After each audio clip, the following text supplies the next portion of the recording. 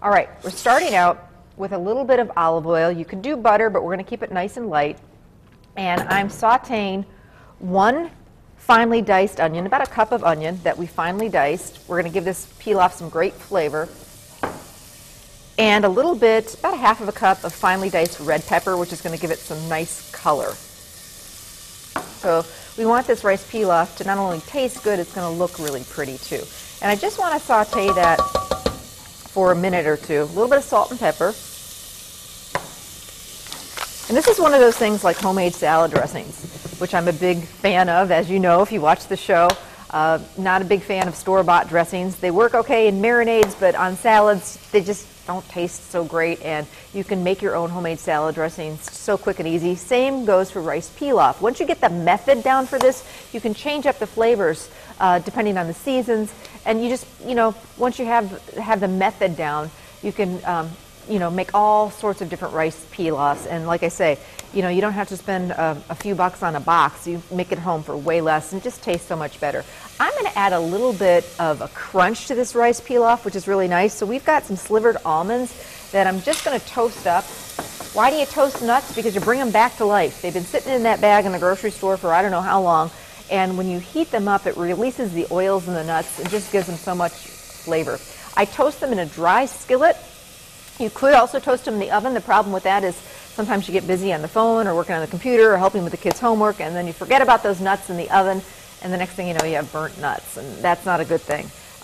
Happens to me quite a bit. So I started toasting them in a skillet, dry skillet on the stove, and still, once in a while, they'll get a little over toasted, if you know what I mean. So I need to keep an eye on them, and that don't walk away is the big thing. Just be right here. You want to toast them, you don't want to burn them. All right.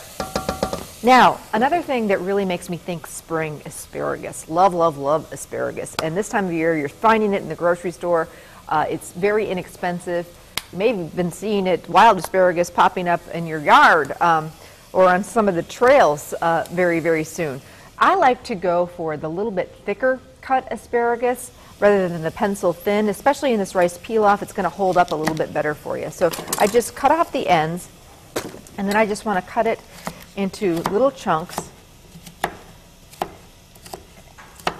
And I try and get asparagus, and I love it, love it, love it. It's so good for you, and I try and get it into so many different things during spring. I like to grill it, like to get it into salads, put it into quiches, frittatas, eggs, and put it into this pilaf is really nice too, to have a little bit of asparagus in here. So I'm just going to get that asparagus in there.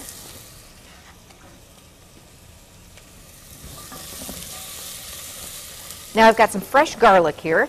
You could also use the jarred garlic. How are my nuts doing, Ann? Ann's getting nervous over there. All right. Just want to toast them. We don't want to burn them.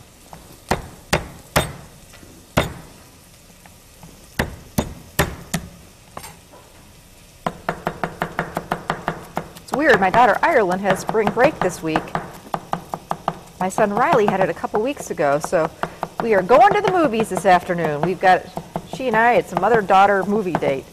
We're going to see the movie, I think it's called The Vow. She says it's going to be good, so anybody seen it, let me know.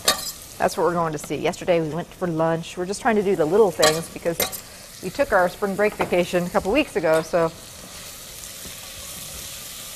we're not going on a vacation this week, although she does have a big dance competition this weekend, so we will be going out of town a little bit, so she's excited about that, the hotel and the swimming pool, but otherwise she's been pretty bored this spring break. She's been doing lots of chores at home for me. That's been nice, though. Coming home, the dishwasher's empty, the laundry's done.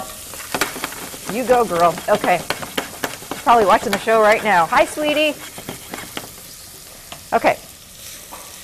Now, I want to get back to that pilaf. All right, my vegetables, they're going to cook while they cook with the rice, so I don't want to overcook them. I just want to saute them for a minute or two. Now, here's my secret to making rice pilaf at home. I like to buy the converted white rice. Comes in a box. Turns out perfect every time for me. I've been burned by some of the other different types of rice, and this just works for me. If you've got another type of rice that works for you, great, but I like to buy the converted, not the instant, not the minute, not the quick cooking. This is just converted white rice, comes in a box. 1.5 cups of the white rice, Now here's the secret to this. Instead of water, I'm using about 3 cups of chicken stock. And you can do a little bit less if you like your rice a little bit firmer texture. I don't like mushy rice, so I usually do a little bit less than the 3 cups. All right, bring that to a boil, and then we're going to get the lid on it once it comes to a boil, so we'll wait just a minute, and get the lid on it, turn it down, and then it simmers covered for about 15-20 minutes. You'll see the liquid just kind of starts to evaporate. So here's what we're looking for. And it is beautiful. Now at this point, our rice is done. It's got all that great flavor from the chicken stock. And now I want to add a little bit of crunch to it. So I've got my toasted, slivered almonds that I'm going to add right in there. If you don't like nuts, leave them out, but it's just something kind of fun in the dish. Something unexpected there, something a little exciting. And then you could also snip some fresh chives or scallions in at the very end. This is something that's also coming up in my garden right now. And it's another sign of spring, is whenever I see chives, the chives coming up, the daffodils and things like that, it's always just feels so good. So best way to deal with chives and fresh herbs is put them in at the very last. And chives, I like to just use some kitchen shears, and rather than taking a knife, they're very delicate, so I think that's really the best way to